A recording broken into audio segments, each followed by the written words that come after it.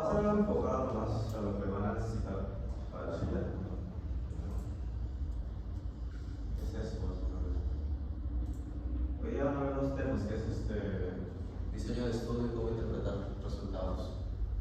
Entonces, diseño de estudio es lo básico para cualquier cosa de investigación. Entonces es importante. Ahora, van a haber muchas clasificaciones para diseño de estudio, van a haber muchos términos, pero los más importantes básicamente están ahí, ¿ya? Entonces, con ese grafiquito es lo más fácil y lo más factible de poder aprender. Lo primero que tienen que tener en cuenta es lo siguiente.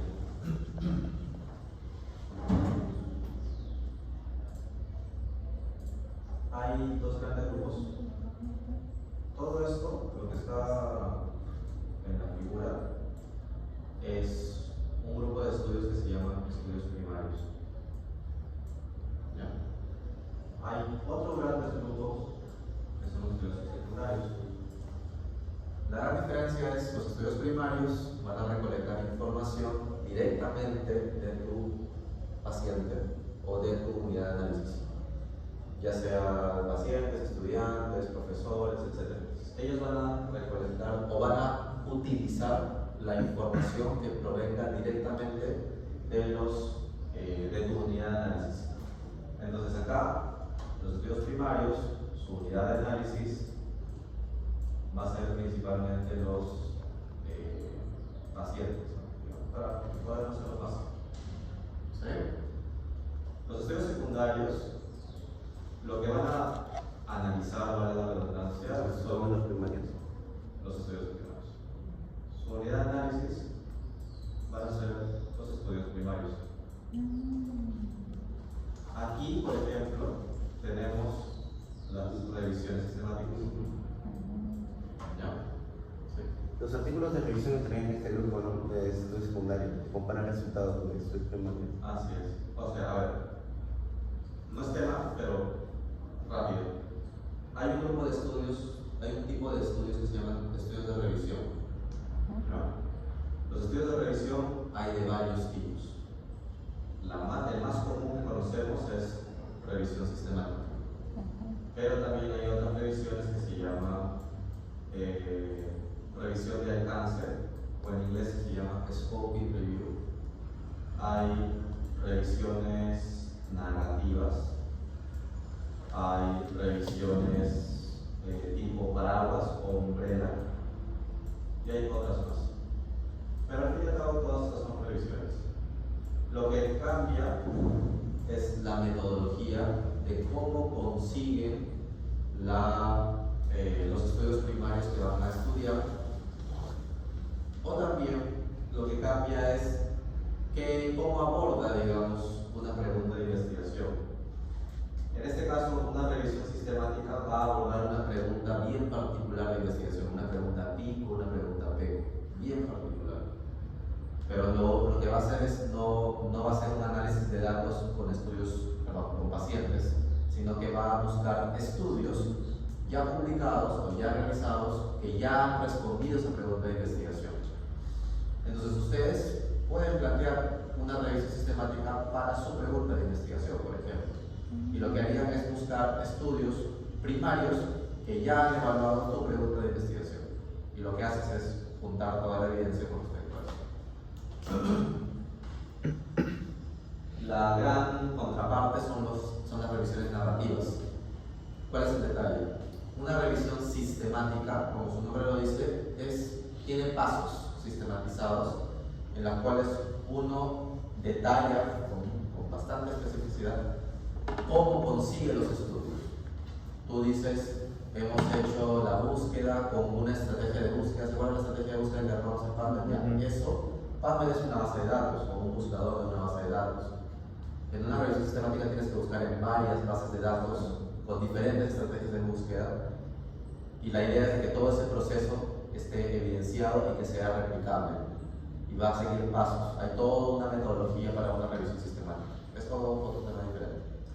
La gran diferencia con una revisión narrativa es que una revisión narrativa no tiene metodología.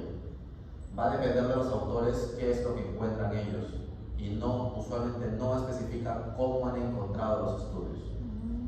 Entonces, cualquier cosa de sus libros, por ejemplo, los libros de medicina, cada capítulo básicamente es una revisión narrativa. Solamente que le han dicho al autor, escribe un artículo de este libro escribe un capítulo de este libro y el autor, en base a su experiencia, en base a lo que él puede haber encontrado, encuentra diferentes referencias bibliográficas y las coloca todas dentro de una sola. Es una revisión narrativa, entonces no tiene una metodología. Y el tema es mucho más amplio. Una revisión narrativa usualmente se enfoca sobre algún tema amplio de medicina, no se enfoca sobre una pregunta específica de investigación pico. Puede ser una revisión narrativa sobre tratamiento de la diabetes mellitus, ¿no? Por ejemplo. Los nuevos tratamientos de la diabetes, eso puede ser una revisión narrativa. Hay otros tipos de estudios secundarios, estudios bibliométricos, que también están de moda, pero que se enfocan más en cuántos artículos hay sobre algún tema en particular, en qué años han publicado, quiénes han publicado eso, qué instituciones, qué autores. Es más un mapeo de quiénes y qué se estudia sobre algún tema en particular. temas, bueno, eso es temporal. Esos son estudios secundarios, esos otros temas no es parte del curso como tal, pero lo van a encontrar por ahí en algún momento, entonces Todos esos están fuera de. Entonces, lo que más nos interesa son los estudios primarios, en las cuales vas a utilizar directamente información de que provenga directamente de tu unidad de análisis, de tus pacientes. A partir de aquí, los estudios primarios, lo que tienes que hacer son básicamente hacerte preguntas para ver qué tipo de estudio es dentro de los estudios primarios. La primera gran pregunta es si es que tú como investigador o si es que los investigadores han tenido control o han tenido injerencia sobre alguna de las variables que están estudiando sobre tu población de estudio. En todos sus proyectos, lo que ustedes van a hacer es simplemente recolectar información de lo que ya ha sucedido o de lo que puede suceder en sus pacientes. Ustedes no van a ofrecer algún cambio en el tratamiento, ustedes no van a ofrecer alguna prueba diagnóstica nueva, ustedes no van a ofrecer nada en particular que cambie el estado natural de las cosas, ¿verdad? Entonces, si es que ustedes no tienen ninguna injerencia sobre ninguna variable de su estudio, solamente se van a limitar a medir, entonces es un estudio de tipo observacional. Por ahí. Sin embargo, si es que como parte de la investigación ustedes van a ofrecer algo al paciente, por ejemplo, les van a dar un tratamiento, solamente por el hecho de participar en el estudio, el paciente va a recibir algún tratamiento que, si es que no participara en el estudio, no lo va a recibir. Entonces, solamente por el hecho de querer participar en el estudio, ya va a recibir algo. Entonces, si es que el paciente va a recibir algo como parte del estudio, es un estudio experimental. ¿Ya? Listo. Por un momento dejamos los observacionales, vamos a los experimentales. Los experimentales, como uno está ofreciendo una intervención sobre el paciente, uno está ofreciendo algo que le va a dar un tratamiento en el paciente, yo tengo que definir cómo voy a designar si es que mi paciente recibe o no recibe la intervención. ¿Por qué quiero decir esto? Creo que la semana pasada les dije, en medicina lo que siempre hacemos es comparar. De nada me sirve yo agarrar un grupo de pacientes y a todos darle el mismo fármaco y ver qué pasa. En realidad no me sirve mucho. Entonces lo que tengo que hacer es, ¿qué pasa si es que a un grupo de pacientes les doy un fármaco? ¿Y qué pasa si es que al otro grupo de pacientes no les doy ese fármaco? ¿Se entiende? Entonces, la decisión si es que el paciente recibe o si es que no recibe el fármaco, ¿quién la hace? ¿El investigador? ¿El investigador? Puede ser. Claro, el paciente tiene que saber, no necesariamente tiene que saber. No. Perfecto para hacer. Obvio, claro, el paciente tiene que saber que está participando en el estudio. Y que va a tomar algo. Claro, pero no sabe si eso es no parte básica de la ética, no hay problema. Pero, a ver, ese es el objetivo, sí. Si mal no me equivoco, lo correcto hubiera sido tener otra persona que tome un aleatorio, o sea, quién recibe, quién no, ni el experimentador, ni los participantes. A ver, Con el experimentador sí tiene que ser. Ya. Un concepto medio filosófico, ¿ya? ¿Qué sería lo ideal? La idea. Que yo doy un tratamiento a una persona, le hago un seguimiento a esa persona para ver qué pasa.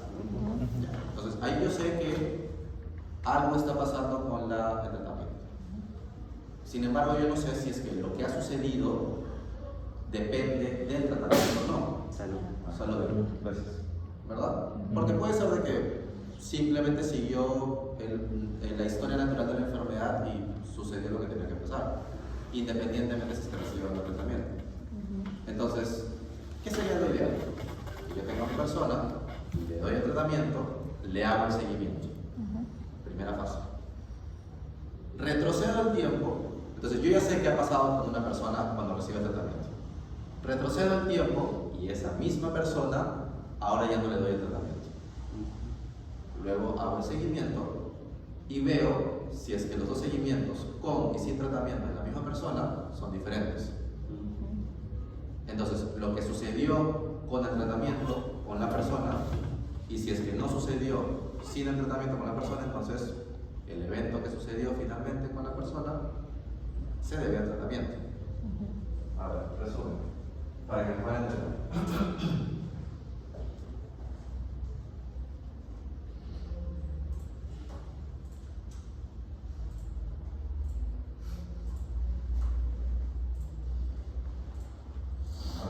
Yo tengo una persona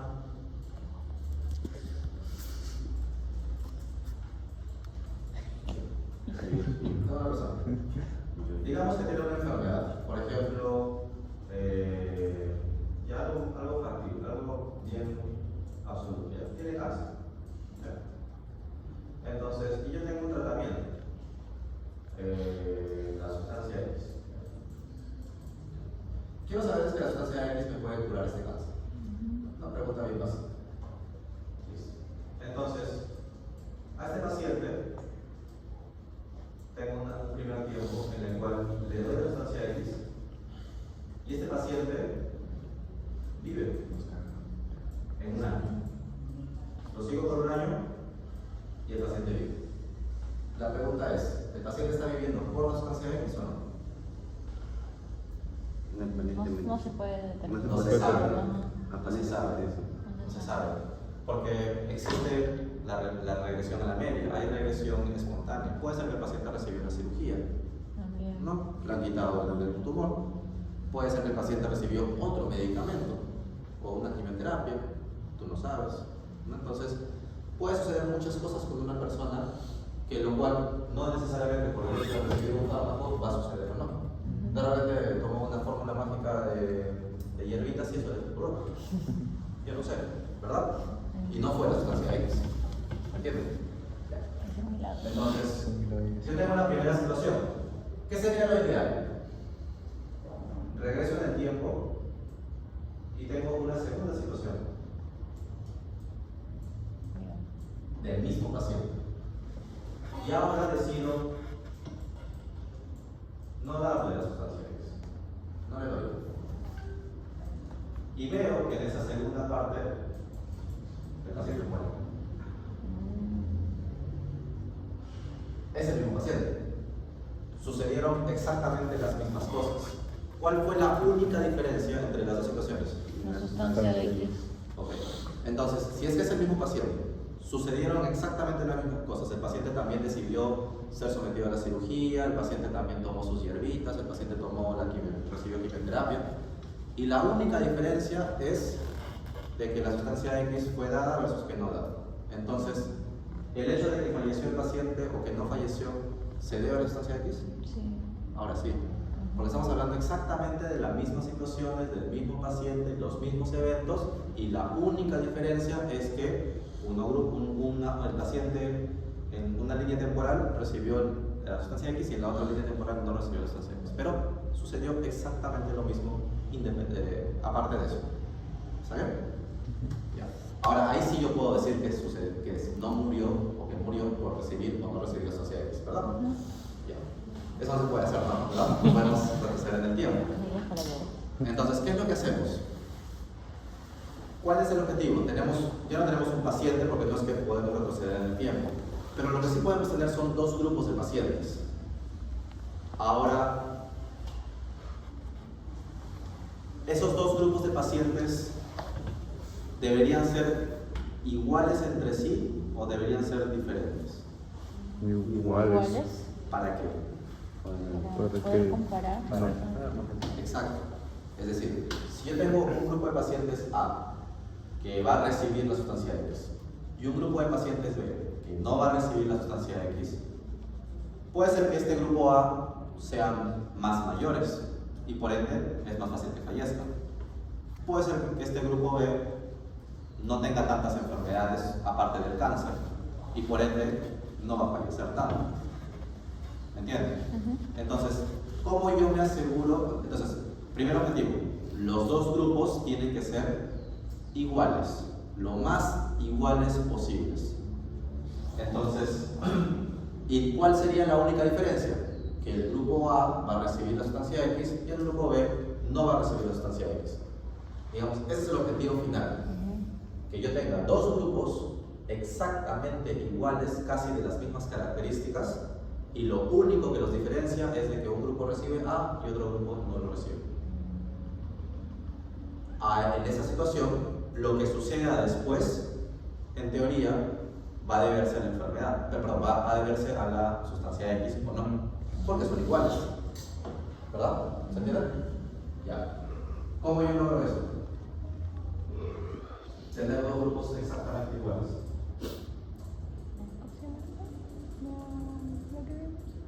Es lo gracioso. ¿De la muestra? No, ¿De la muestra? no, para el quinto año. ¿Cómo se llama?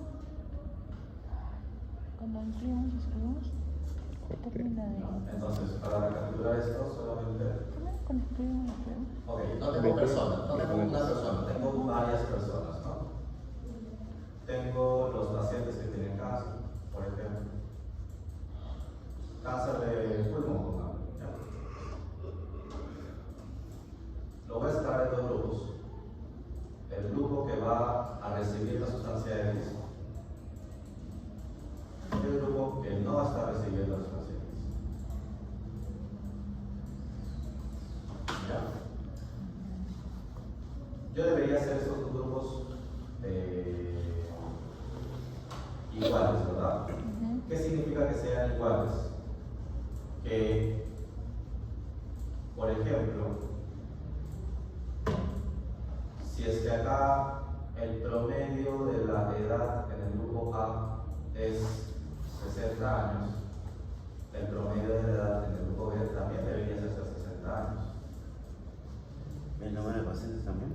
El número de pacientes, no necesariamente exactamente tiene que ser igual, pero no necesariamente tiene que ser igual, pero sí podría ser una característica. ¿Es médico? El porcentaje de mujeres, por ejemplo, aquí es 60% o el 40%, porque es cáncer de pulmón. Y acá también el porcentaje de mujeres es 40%. Y así sucesivamente, con cualquier otra característica que yo me encuentre, los dos grupos deberían ser iguales. ¿Cómo yo logro eso? Teniendo... Criterios de exclusión incluso. No, yo no voy a incluir a todo. Voy a tener criterios, ¿no? Pero bueno, los criterios están antes de separarlos. ¿Cómo decidieron qué grupo va cada uno? El muestra aleatorio. Ajá, básicamente eso. Porque yo quiero, por ejemplo, si es que es, imagínense que hay una paciente que es mujer, tiene 80 años, tiene cáncer de pulmón, ok, pero todavía está en el grupo, en el primer circulito. Entonces, yo como investigador tengo que decidir a qué grupo la mando, a que reciba la intervención o que no reciba la intervención. Sin embargo, yo quiero que esa persona, que ese paciente, tenga las mismas probabilidades de ir al grupo A versus al grupo B. Es decir, que tenga 50% de probabilidad de ir al grupo A y 50% de probabilidad de ir al grupo B. Básicamente, ¿qué tengo que hacer? Tirar una moneda, hacia el aire. A cada si es que va al grupo A y 6 si es que va al grupo B. Básicamente es eso. Entonces, cuando tiro la moneda, ¿qué es? Tengo 50% de probabilidades de que salga cara y 50% de probabilidades de que salga sello. Sí. Ya. Ese proceso se llama aleatorización, en la cual, ¿qué es la aleatorización? Le doy a cada participante, le doy la misma probabilidad de ser asignado a cada uno de los grupos. Si es que yo tengo dos grupos, 50% de probabilidades al grupo A, 50% de probabilidades al grupo B. Si tuviera tres grupos, 33.3%, 33.3%, 33.3%, ¿ya? Entonces, ese proceso de aleatorización lo que me va a generar finalmente, en teoría, son dos grupos iguales. Y al final lo que voy a tener es que lo único que se diferencia es que un grupo recibe el tratamiento y el otro grupo no recibe el tratamiento. Y al final las características van a ser iguales. ¿Se entiende? ¿Sí? Ya. Entonces, eso es lo ideal. ¿Y qué acabo de escribir en ese caso? Es una asignación al azar. Y si es que yo tengo una asignación aleatoria o asignación al azar, significa que es un ensayo clínico. Un ensayo clínico controlado y aleatorizado, un ECA. Se llama ensayo clínico controlado y aleatorizado. ¿Qué significa? Ensayo es un estudio experimental. Ustedes ven ensayo, trial es un estudio experimental. Ensayo clínico se refiere a que están evaluando usualmente una condición clínica, una enfermedad a pacientes, a humanos.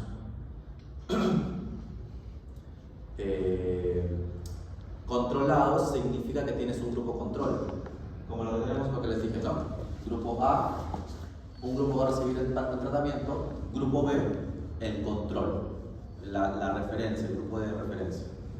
Y aleatorizado desde que la asignación ha sido al azar. ¿Está claro, verdad? ¿Qué pasa si es que la aleatorización no ha sido posible? Y ha sido decisión solamente del médico, por ejemplo. Yo le doy el tratamiento a los que me caen bien y no les doy el tratamiento a los que no me caen bien. Puede ser más realista. Los pacientes que yo reclute lunes, miércoles y viernes van a ir al grupo A. Los pacientes que reclute martes, jueves y sábado van a ir al grupo B. ¿Les parece que ese criterio es un criterio al azar?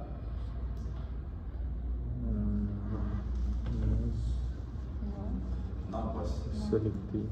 Porque de repente los pacientes, hay mayor flujo de pacientes que llegan los fines de semana de repente. O los pacientes más ocupados y por ende más estresados, de repente van a ir solamente los fines de semana y no los días de semana. Entonces, si es que yo elijo algún criterio para poder asignar a mis pacientes, ya no es aleatorizado. Criterio aleatorizado significa que no existe un criterio, todos tienen la misma probabilidad. ¿Está bien? Entonces, si es que yo sigo cualquier otro criterio que no sea al azar, entonces no es un ensayo clínico controlado aleatorizado, sino es un estudio cuasi experimental. ¿Está bien? ¿Ya? ¿Sí? Listo. Hay estudios, otra opción, hay estudios que no tienen grupo control, lo que les dije al inicio. Agarro a todos mis pacientes y a todos les doy el tratamiento. Y solamente describo qué es lo que sucedió antes y qué es lo que sucedió después. Tengo un grupo de pacientes con hipertensión. A todos les doy un medicamento para la presión alta. Y describo, antes de recibir la presión, su presión fue tanto, y después de recibir la intervención, su presión fue tanto. Ese cambio que se debió al fármaco, no lo sé, pero es lo que hice. Entonces, pero no tengo grupo control. Entonces, cuando no hay grupo control, también es un estudio cuasi experimental. Son estudios de pre y post intervención. ¿Sí? ¿Claro? Ya. ¿Listo? ¿Hasta acá? ¿Pregunta? ¿Nada? Listo. El otro ejemplo, los estudios observacionales. Ya a partir de acá yo ya no tengo nada que hacer con respecto a las variables, yo solamente me voy a limitar a ver qué es lo que sucede y a recolectar la información de lo que sucede. ¿Ya? Son estudios observacionales. Si es que mi objetivo del estudio es solamente describir qué es lo que sucede, cuántas mujeres hay, cuánto es el promedio de edad, es decir, hacer una descripción por cada variable que yo estoy recolectando de los pacientes de manera individual y de manera aislada.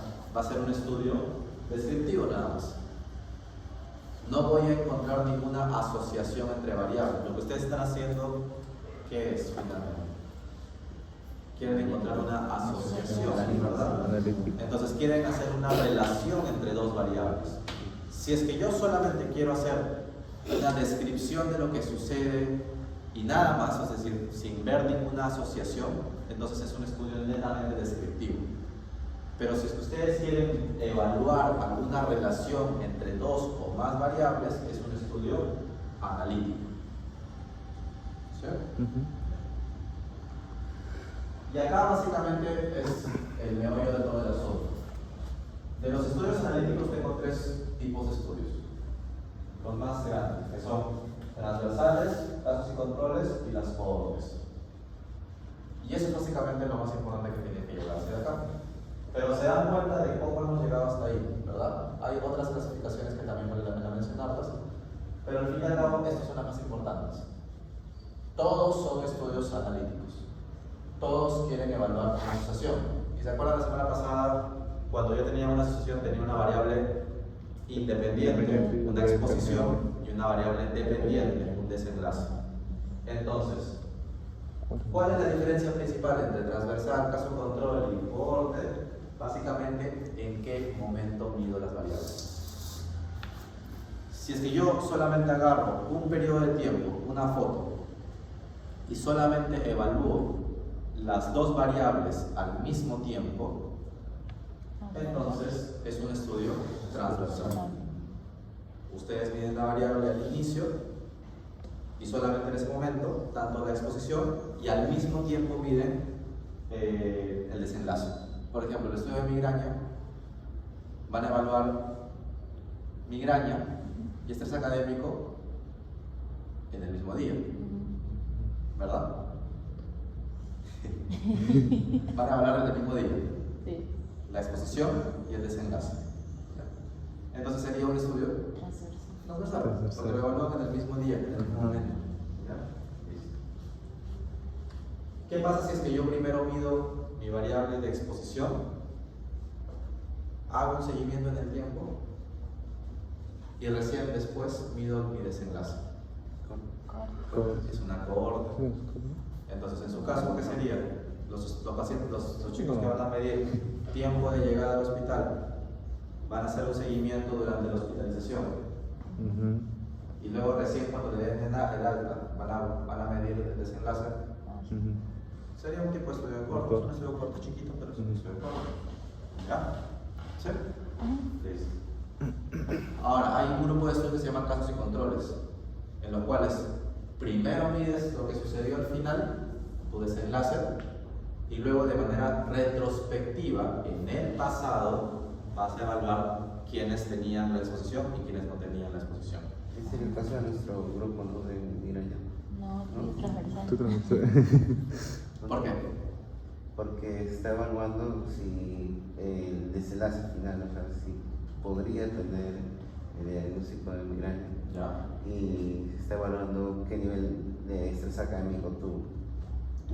No, tiene. Tú no vas a preguntar cuánto ha sido tu estrés académico el año pasado. La encuesta que te va a decir en las últimas semanas cuánto ha sido tu estrés académico, pero básicamente tu estrés académico actual, ¿verdad? Entonces sería transversal o caso control. Estudio. Las dos variables las vas a medir en el mismo momento. Entonces, cuando tienes dos variables y las mides a la vez en el mismo momento, transversal. ¿Ya? ¿Ok? Entonces, básicamente lo que tiene que preguntarse es eso. ¿En qué momento estoy midiendo mis variables? ¿Ya? Entonces, solamente para que quede bien claro. Tú tienes el inicio de estudio. Hay una línea de tiempo, ¿no? Que puede ser en el pasado o que puede ser en el futuro. Pero estamos en el día de hoy. Tienes un grupo de participantes. Al final lo que vas a tener son 4 grupos. Un grupo que va a clase, vamos a llamarlas que van a tener tu enfermedad, por ejemplo, migraña. Y otro grupo que no tiene la migraña, ¿verdad? Hasta ahí tienes dos grupos, con migraña y sin migraña. Sin embargo, si es que tiene o no tu variable de exposición, tú puedes subdividirlos más. Entonces tienes un grupo que tiene migraña, pero está expuesto a tu variable de exposición. Este es académico alto. Pero tenemos que tener un grupo que tiene migraña, pero va a estar con estrés académico leve, no va a estar expuesto. Mientras que otro grupo que no tiene migraña, un grupo va a tener no migraña, pero con estrés académico alto, y un grupo que va a tener no migraña y con estrés académico leve. O sea, los más felices del mundo, ¿verdad? ¿Se entiende? ¿Sí? Entonces, pero todos al mismo tiempo van a ser medidos en un solo periodo de tiempo, solamente una vez. ¿Sí? Sí. Si es el, por ejemplo, si justo si es el inicio de estudio y en ese momento se hace transversal, si es de inicio de estudio y se prolonga el tiempo a futuro sería cortes. Y si es de inicio de estudio y para atrás es Caso control. Más o menos, sí. Sí. Pero ahora voy a mencionar algo que se llama control. Pero una pregunta. Sí. ¿Nuestro estudio también podría ser caso control si lo hacemos a la inversa? O sea, ya vemos a los pacientes que justo ya están en el alta y revisando la historia clínica, ahí vemos el tiempo. Por su moral, Les voy a explicar por qué no es un proceso de control. Algo de eso. te digo. O sea, lo básico que, o sea, está excelente que están cuestionando eso porque justamente es una buena pregunta. Interesante. Pero entonces, lo básico que les he mencionado es eso. Sin embargo, cada uno de esos tres estudios tiene algunas particularidades extras que no necesariamente es la única diferencia de eso. ¿Ok? Ahorita voy a mencionar cuáles son las otras características importantes como para que ustedes digan que es transversal, es un control, es una cosa. ¿Ya? Entonces, transversal es exploro, pero básicamente es. Tiene que quedarse con que transversal, un solo momento. Pero aparte de un solo momento, porque yo te digo, un estudio transversal puede durar un año. No. No, porque Sí. Estoy diciendo que un estudio transversal mide las variables o evalúa a los sujetos en un solo momento. Mi pregunta es, ¿todo mi estudio puede durar un año? ¿Por qué? porque le tomas la forma en varios días distintos.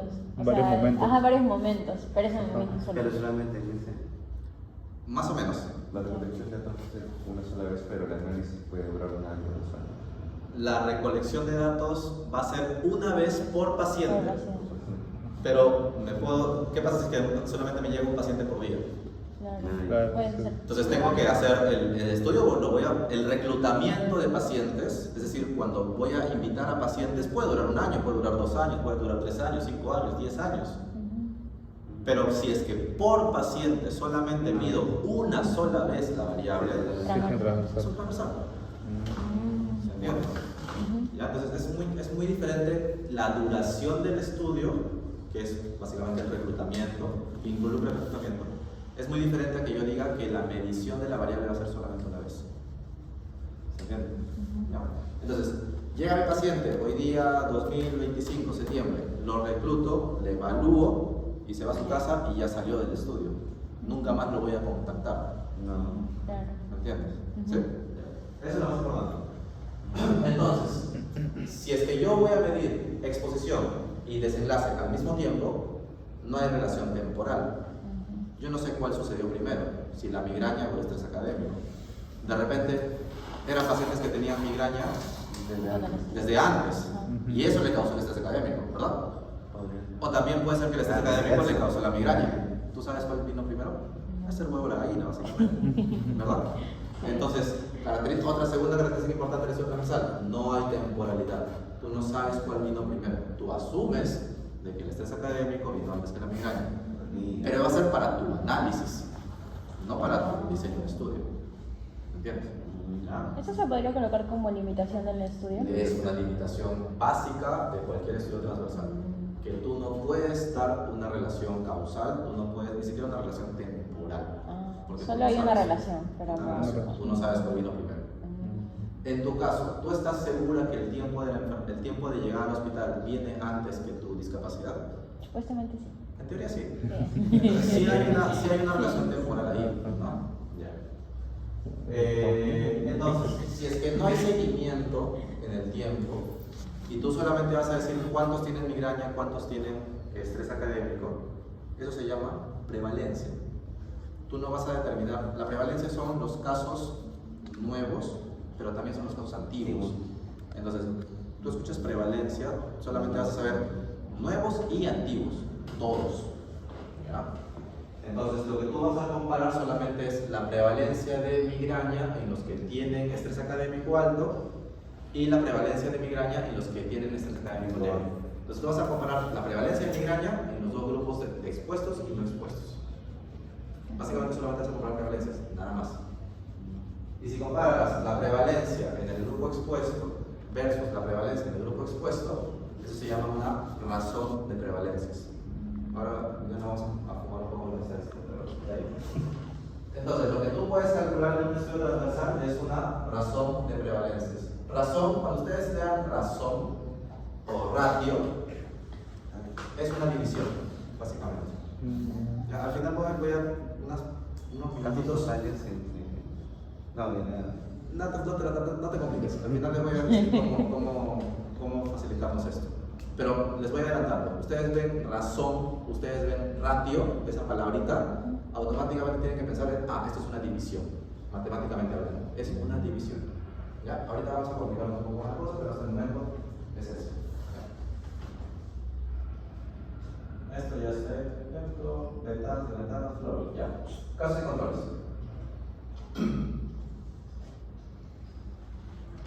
Entonces, yo tengo la línea de tiempo. Yo inicio mi estudio.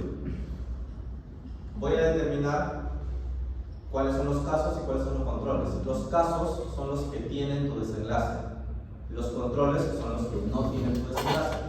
Es lo que le dije, ¿no? Primero evalúan el desenlace. Y luego siempre, casos y controles casi es absoluto, siempre vas a ver en el pasado. Vas a ver en el pasado y vas a ver en el grupo de casos, los enfermos, los que tienen tu desenlace, vas a ver quiénes han estado expuestos y quiénes no han estado expuestos. Y en tus controles, lo mismo, en el pasado, quiénes han estado expuestos y quiénes no han estado expuestos. Hasta ahí, ustedes podrían hacer esto, ¿verdad? Los que tienen discapacidad, los que no tienen discapacidad, y en el pasado, ¿cuánto se demoraron? Se demoraron poco, perdón, mucho, se demoraron poco, se demoraron mucho, se demoraron poco, ¿verdad? En teoría podrían hacer eso. Eso es lo básico para el estudio de casos y controles. Lo que cambia, lo que hace característico, entonces, primera característica de casos y controles, siempre es retrospectivo, siempre vas a ver en el pasado, primera característica. Entonces, ustedes escuchan casos y controles, esto sí o sí va a ser retrospectivo, ¿ya? Segunda característica, y probablemente la más importante, los casos y controles, lo que tienes que hacer, o sea, casi todo depende de los casos y controles, es cómo eliges a tus casos y cómo eliges a tus controles. Entonces, la característica más importante sobre eso es de que tú como investigador vas a tener un control absoluto sobre cómo elegir a tus casos y cómo elegir a tus controles. ¿Qué es lo que tú harías? Vas a la historia clínica y tú vas a decir cuántos tuvieron discapacidad y cuántos no tuvieron discapacidad, para ver qué es lo que sucedió. Pero al fin y al cabo probablemente vas a reclutar o vas a registrar a todos, ¿verdad? Ya. En un estudio de casos y control, no. En un estudio de casos y control, lo primero que tú vas a hacer es definir quiénes son tus casos. Primero defines quiénes son tus casos. Entonces, tú primero lo que tienes que hacer es criterios de inclusión y criterios de selección para tus casos. Por ejemplo, tus pacientes que fueron con una enfermedad, con una discapacidad alta. Entonces, primero lo que tienes que hacer es identificar a los que tienen discapacidad alta. ¿Ya? Entonces, tú identificas, por ejemplo, 50 pacientes en el periodo de 2025 que se fueron con una discapacidad alta. Hasta ahí, primera fase. ¿Cuál es la característica acá? De que tus controles, para que tú elijas a tus controles, los controles van a ser elegidos a partir de algunas características similares de tus casos. No es que vas a elegir a cualquier control. Los controles van a depender de tus casos. Es decir, para que me entiendan, este proceso se llama pareamiento. Entonces, cuando ustedes lean pareamiento de casos y controles, se trata de un estudio de casos y controles. Cuando ustedes lean o vean que los controles son seleccionados a partir de alguna característica de los casos, o que los controles dependen de los casos, la selección de los controles depende de la selección de los casos, ese es un estudio de casos y controles. Por ejemplo, en tu estudio, digamos que me decías que el tipo de seguro era una variable por ahí confusora de repente. ¿De verdad? Sí. Yo te lo pongo como criterio de selección de tus controles. Para que tú selecciones un control, tú vas a seleccionar un control por cada caso que tengas. Pero ese control por cada caso que tengas tiene que tener una característica en particular, de que tiene que ser del mismo seguro de su respectivo caso. Entonces, si es que tu caso tiene CIS, el control que tú elijas tiene que ser CIS. Si es que tu caso tiene salud, el control que tú elijas tiene que ser de salud. ¿Eso qué significa? De que tú estás eligiendo tus controles porque es lo que hay o son dependiendo de alguna característica de tus casos. Depende de alguna característica, no es lo que hay, ¿verdad? Entonces, al fin y al cabo tú vas a tener probablemente 50 casos y también 50 controles. Pero eso significa que los 100 casos todos participaron en el año 2025. ¿O pueden haber más controles? Que no han sido seleccionados, ¿verdad? Sí. Entonces ya, eso no te importa. En el estudio de casos y controles los seleccionas a partir de tus casos.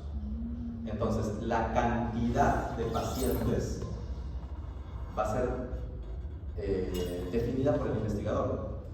Que tú selecciones un control por cada caso es decisión de uno. Porque tú puedes también seleccionar 3 controles por cada caso también. Y eso es válido. Esa decisión finalmente va a ser de los investigadores. Entonces, a eso voy con respecto a lo que yo decía. Por ejemplo, para que me puedan entender un poco mejor. Y esto creo que entiendo.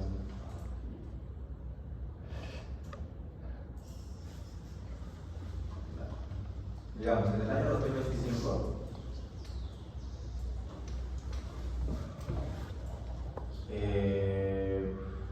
tengo pacientes con discapacidad severa y otros con discapacidad leve, ¿no? Dicotomizando tu desenlace, ¿no? Digamos que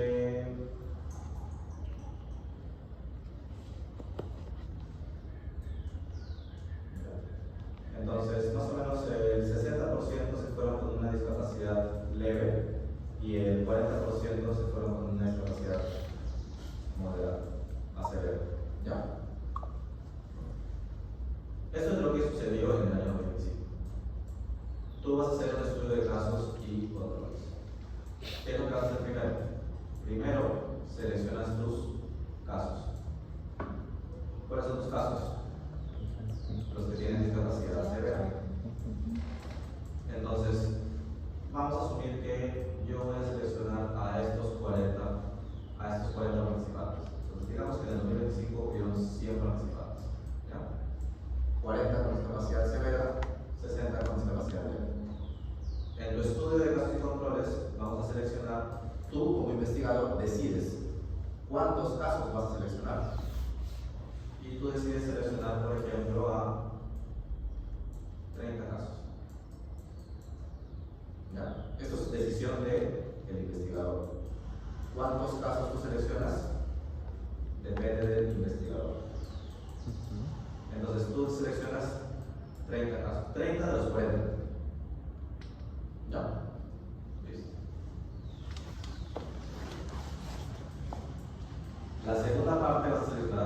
controles. Los que tienen capacidad leve. Esos, digamos, la relación vas a hacer, por cada caso vas a seleccionar un control.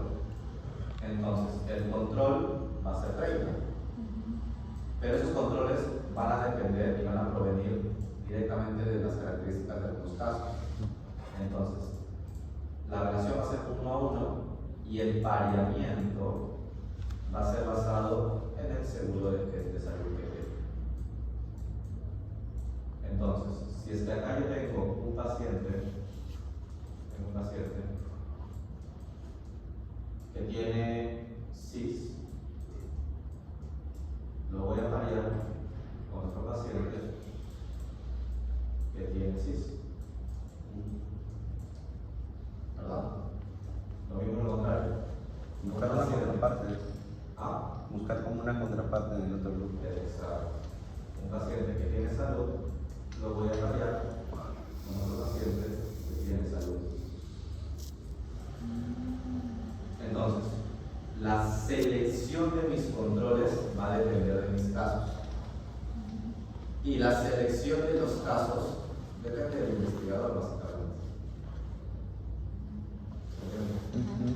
Entonces, al final, yo puedo tener muchas formas de seleccionar a mis casos. Por ejemplo, yo puedo decidir seleccionar a todos los casos que hay. Sí, puede ser. Pero si es que solamente necesito 30 de los 40, puedo hacer aleatoriamente seleccionar 30 de los 40 al azar y ya está. ¿Ya? Entonces, eso es muy variable, pero básicamente va a depender de los investigadores. Pero los controles se van a seleccionar a partir de los casos. Entonces, mi pregunta es: al final vas a tener 30 casos y 30 controles. ¿Puedes calcular la prevalencia de...? Porque solamente vas a tener información de los 60, de los 100, ¿verdad? Mi pregunta es, con los 60 que tienes en tu estudio, ¿puedes calcular una prevalencia de discapacidad severa? No, porque falta. ¿Por qué? Nos faltan los datos de los otros 40 y no va a salir un número exacto, va a salir en base solamente a los del estudio. Exacto. Entonces, primera característica de casos controles, retrospectivo. Segundo, es de que la selección de los casos va a depender de los investigadores y la selección de los controles depende del caso. Siempre se parea. ¿Ya? Cuarta característica, no puedes calcular prevalencia. Básicamente nada. Bueno, puedes calcular alguna prevalencia, pero entonces es no. ¿Sí? ¿Seguro? ¿Sí? ¿Y para el departamento solo va a ser un criterio o va a...? Puede ser cualquiera y puede ser varios. Tú puedes parear, por ejemplo, por ¿Sexo? edad y sexo al mismo tiempo. Entonces, si tu caso es una mujer de 80 años con CIS, tu control tiene que ser una mujer de 80 años con CIS. Lo único que nos va a diferenciar es de que uno tiene discapacidad severa y otro leve. Pero las tres características que tú has elegido deberían ser las mismas. Ah, y las características también van a depender del investigador. Exacto. El pareamiento va a depender del investigador. Todo depende. Y usualmente tú eliges las variables, porque son variables finalmente, las variables de pareamiento depende del investigador, ¿verdad? Esas variables de pareamiento usualmente son variables confusoras. Entonces, una forma de... ¿Se acuerdan que les había dicho? Hay que controlar las variables confusoras para poder quitarlas y poder saber una asociación de verdad. Ya, una forma de poder controlar las variables confusoras es mediante pareamiento. Entonces, si tú quieres una variable confusora, puedes variarla, nunca son controles y ya te eliminas eso. Porque los dos grupos van a ser iguales. Claro, como el ejemplo del que viajaba en el tiempo, no son iguales. Exacto. ¿Sí? Bien. Entonces tienen características bien particulares en los controles, entonces no es tan fácil como solamente ver en el pasado. ¿Entienden? Entonces son características bien particulares de los controles. ¿Ya? Entonces no son tan... No solamente es el hecho de que mirar en el pasado y ya está. ¿Ya? Son características bien particulares. ¿Ya? Entonces se seleccionan a los sujetos en base a una enfermedad o en base al desenlace. Los casos tienen el desenlace, los controles no tienen el desenlace, pero ya saben que la selección es un poco más compleja que solamente eso. vas a comparar siempre la exposición de los casos en el pasado, de los casos controles en el pasado. No permite determinar riesgo de enfermedad o riesgo de desenlace. No puedes determinar prevalencia, no puedes determinar incidencia del desenlace. ¿Ya? Entonces, como no puedes calcular prevalencia, no puedes calcular incidencia del desenlace, ¿qué te queda? Los odds. ¿Ya? Entonces, odds, digámosle, es una probabilidad. ¿Ya? Ahora te voy a explicar de dónde provienen los odds, pero es una probabilidad. ¿Ya? Y el odds ratio, ¿se acuerdan que era un ratio? Algo. Es una división. Solamente quédense en su cabeza, ratio o razón es una división. Entonces, un odds ratio es una división de dos odds. Una razón de prevalencias es una división de dos prevalencias. Un riesgo relativo, risk ratio, es una división de dos riesgos. Un odds ratio es una división de dos odds. Entonces, cuando ustedes lean ratio, cuando ustedes lean razón, eso es una división de dos de lo que sea. ¿Ya?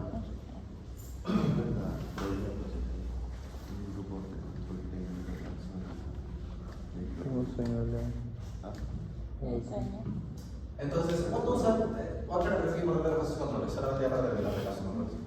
¿Cuánto vas a utilizar casos y controles?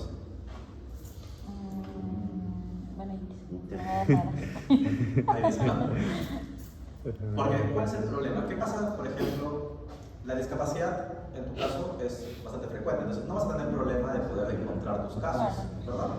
Pero ¿qué pasa si es que, a ver, tienes algún desenlace que es relativamente raro? Por ejemplo, pacientes que tienen... No se me ocurre algo raro. No algo fácil. Ya, pacientes con hipertensión. Ya, ahí tienen una media fumada. Ya. Hay algunos estudios que te evalúan asociación entre diferentes enfermedades que no tienen nada que ver. Por ejemplo, por ahí mencionaron hipertensión con Alzheimer, por ejemplo. ¿Quieres saber si es que tener presión alta te puede generar Alzheimer? El Alzheimer en general es relativamente raro. Entonces, si tienes un grupo de pacientes hipertensos, no todos te van a generar Alzheimer. Entonces, el 1% de repente. Entonces, en esos casos, cuando tu desenlace es raro en tu población de estudio y tienes que quieres encontrar una asociación, te conviene hacer un caso de controles. ¿Por qué es lo que hacer primero? Encontrar la relación. Encontrar los casos de Alzheimer. Entonces, primero vas a seleccionar cuántos casos de Alzheimer necesitas. Ah, ok, 40 casos. Ok, entonces voy a seleccionar mis 40 casos de Alzheimer. Luego, ¿qué vas a seleccionar? Tus controles, los que no tienen Alzheimer. Entonces, selecciono por cada caso su respectivo control. Su vecino, de repente. Su vecino que no tiene Alzheimer, ya está. Y luego, ¿qué vas a ver? En el pasado, ¿quiénes fueron diagnosticados con hipertensión? ¿Se entiende? ¿Sí? Entonces, eso es lo que vas a hacer cuando tienes un desenlace raro. Y ya para terminar, esto ya probablemente es más fácil para entender. Un estudio de cohorte. Lo primero que tienes que hacer es, si se dan cuenta, ayuda mucho el ensayo clínico. ¿Verdad? Sí. ¿Qué es lo que lo diferencia?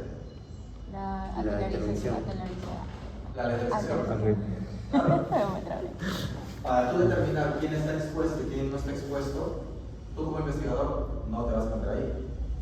Tú solamente vas a saber, vas a medir quién está expuesto y quién no está expuesto, nada más. Pero tú no tienes ningún control sobre la exposición o sobre la intervención. ¿Entiendes? Entonces, básicamente emula mucho a un ensayo clínico, pero lo que va a diferenciar es esto, ¿no? La asignación, no hacer la asignación al azar. va a ser una asignación natural, no va a depender de los investigadores. Solamente los investigadores van a ver qué es lo que sucede y cómo se asignan de manera natural las cosas. Entonces, al final, cuando tú tienes un estudio de cohorte, vas a tener una primera parte en la cual vas a definir quiénes están expuestos y quiénes no están expuestos. Pero para decidir si es que están expuestos o no, esto ha sucedido de manera natural.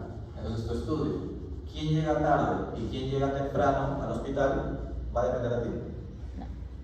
No, va a suceder de manera natural. Va a depender de diferentes cosas, pero va a suceder de manera natural. Y tú vas a decidir si es que están expuestos o si no están expuestos, ¿verdad? Ya. Ahora, aquí, en esta primera fase, en esta primera fase en la cual tú decides quiénes están expuestos y quiénes no están expuestos, ¿puedes medir tu desenlace?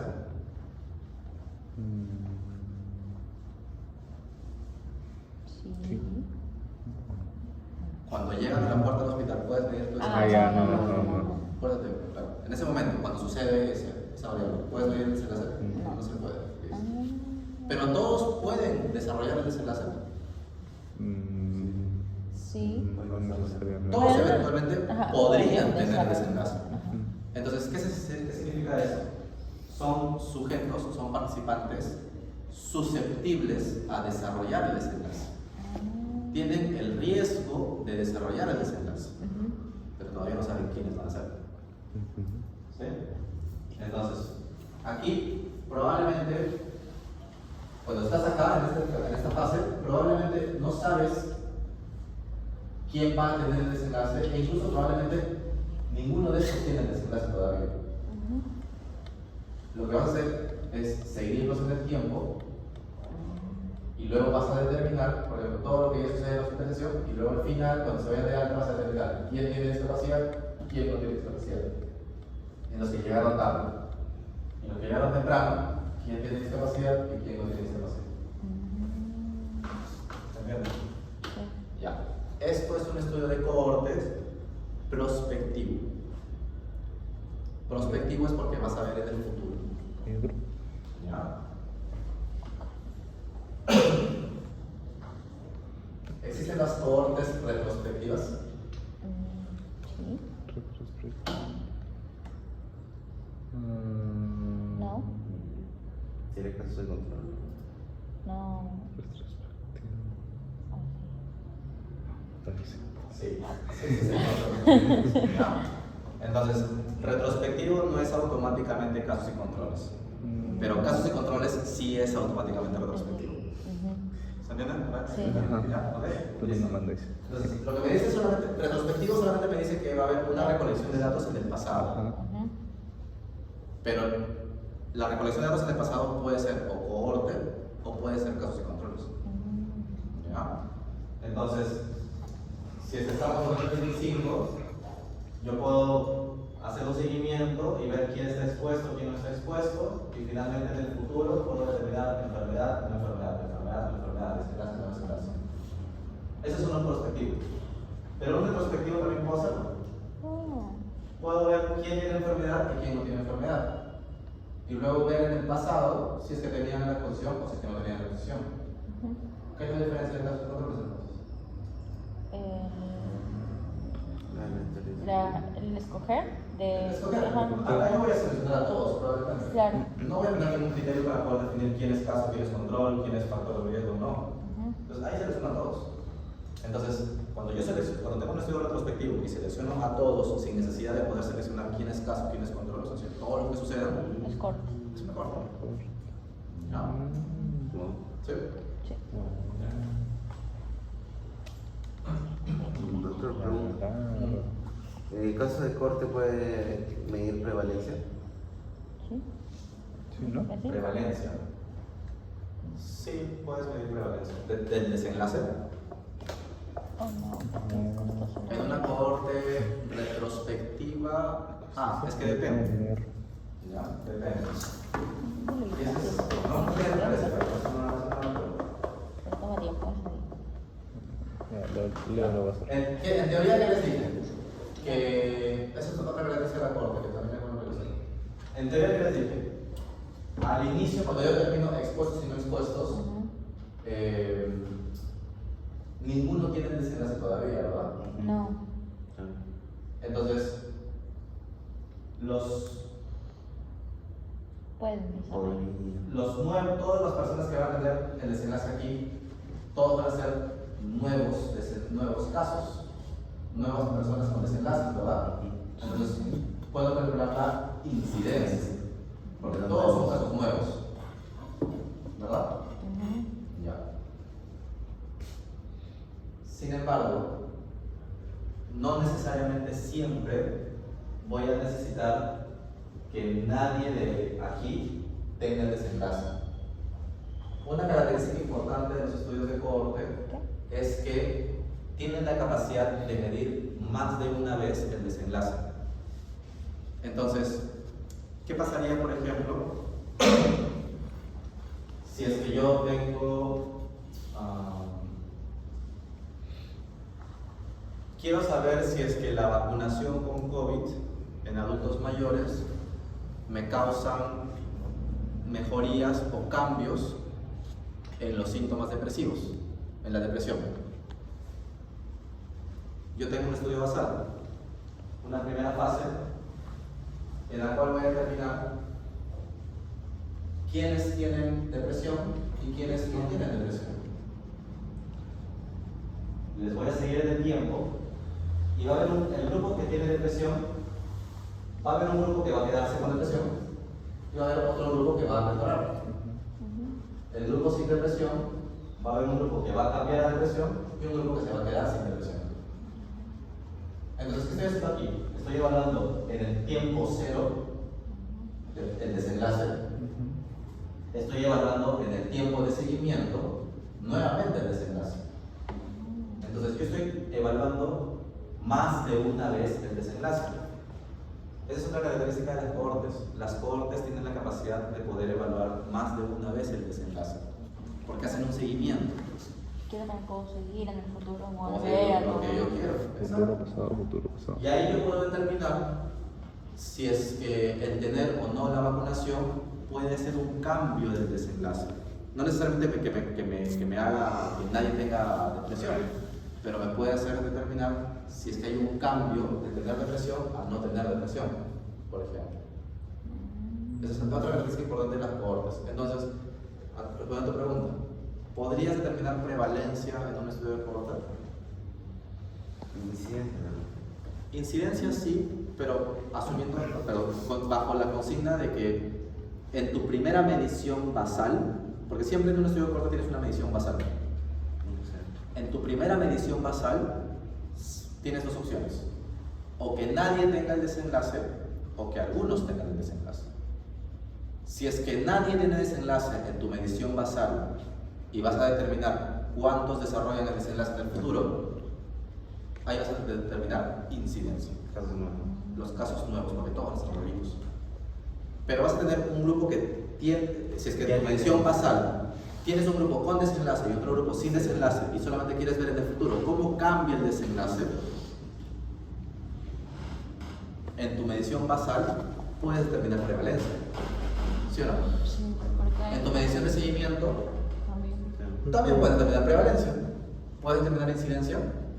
También, porque vas a ver los casos nuevos que aparecen durante ese periodo de tiempo. Entonces, con cohorte sí puedes determinar prevalencia e incidencia, dependiendo todo de qué, de tu medición basal. Si es que vas a involucrar pacientes con y sin el desenlace. Interesante. Solamente para poder completar eso, ¿cuáles son los problemas con cohortes? Que son difíciles de hacer, porque toma tiempo, porque tienes que hacer un seguimiento. Se va a quedar en un protocolo. Tiene que hacer seguimiento, sobre todo las cohortes prospectivas. Ah, ¿Ustedes qué van a hacer? ¿Prospectivo o retrospectivo? retrospectiva creo que es más fácil. Es retrospectivo. Si es que ahí está, buena pregunta.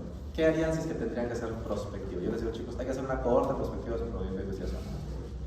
Seguimiento. ¿Pero desde cuándo? ¿Cuándo reclutarías a tu paciente?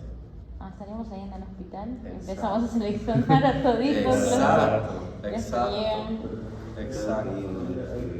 No, por eso, No, si que hacemos pues, retrospectiva, que tipo ahí está en la sí puerta, podemos. Iba ya Por hacia atrás de la historia.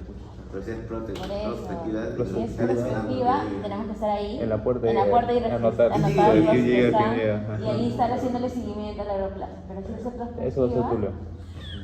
si es retrospectiva, agarramos, vemos a los pacientes y Sobre historia revisamos solo médica. la historia clínica. Ajá.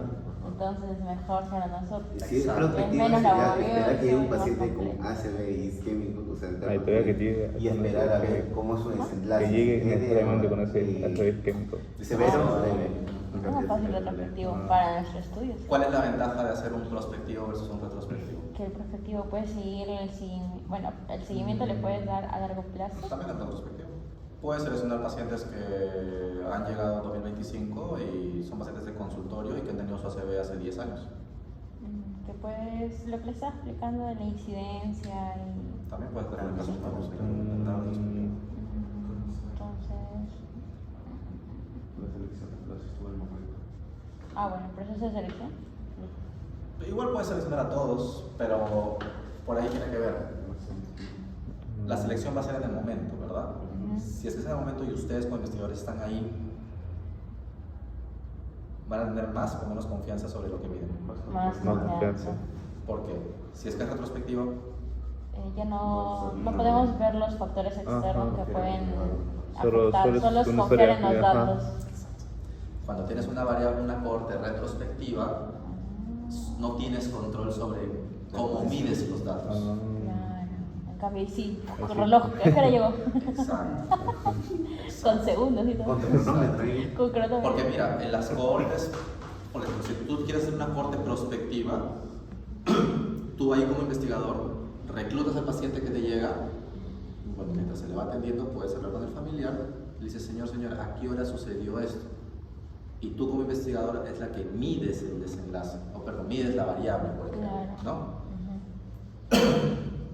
Pero en la parte retrospectiva, ¿qué harías? Solamente Solo buscar es la historia confiar en los clínica. datos en la historia clínica. Lo que hizo el R1.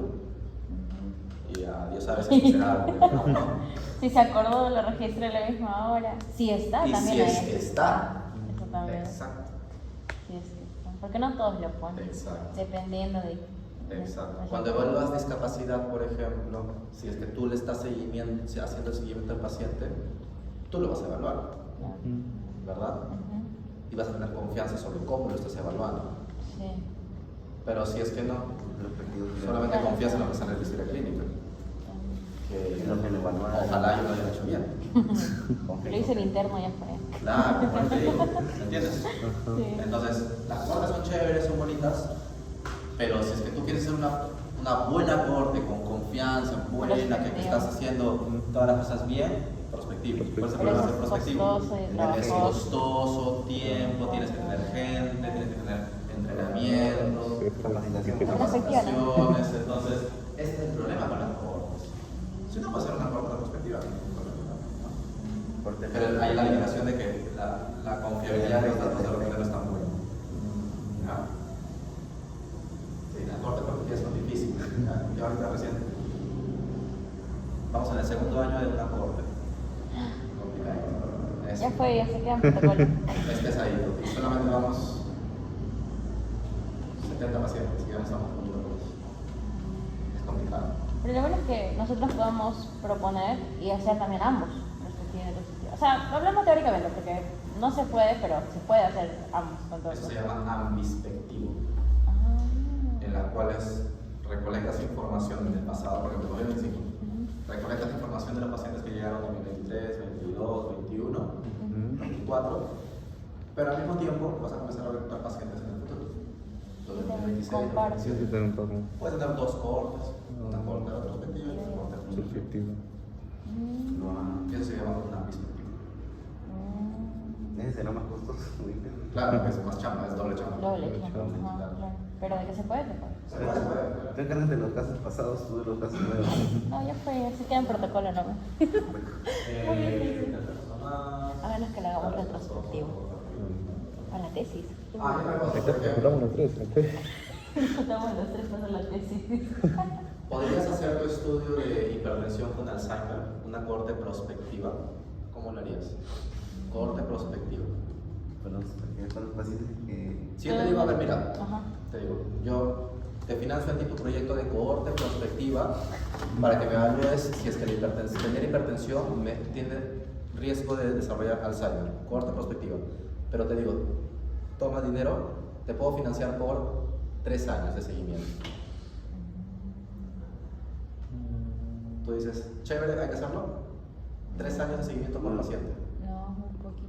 ¿Por qué muy poquito? Porque primero vamos a determinar a los que tienen hipertensión Exacto. y después hay que Esperar esperar a hasta que que se desarrolle desarrolle el Alzheimer. Exacto. Entonces, hasta que eso sucede, No 10, sabemos. 20 años, Sí. más o menos. Entonces, ¿qué tienes que Sí, como asegurarte? bebé, sí, ¿Qué eso tienes que sí. asegurarte en las cohortes? ¿El tiempo? El tiempo de seguimiento tiene que ser suficiente para que exista la enfermedad, el desenlace. Porque si es que tu tiempo de seguimiento es muy cortito, tu desenlace va a salir nulo o poquito. Pero si es que te digo, ok, 3 años y quiero saber asociación entre hipertensión arterial e infarto miocardio. Ahí se puede un poco Podría más ser, grave. ¿no? Hay riesgo de desarrollar infarto miocardio en pacientes con hipertensión arterial. Sí, es más frecuente. Es más frecuente, puede suceder más en el corto plazo. Sí, por el mismo riesgo. Claro, obviamente mejor que sean 10 años, pero puede suceder a los 3 años, ¿verdad? ¿Me entiendes? Entonces, todo depende de tu desenlace y también ahí tienes que preguntarte por cuánto tiempo de seguimiento le haces. ¿Sí? Esa no fue todo. Esta, pero te sí, Leo. La tesis de Leo. Entonces, preguntas acá. Termina, ¿no? No, no. Más.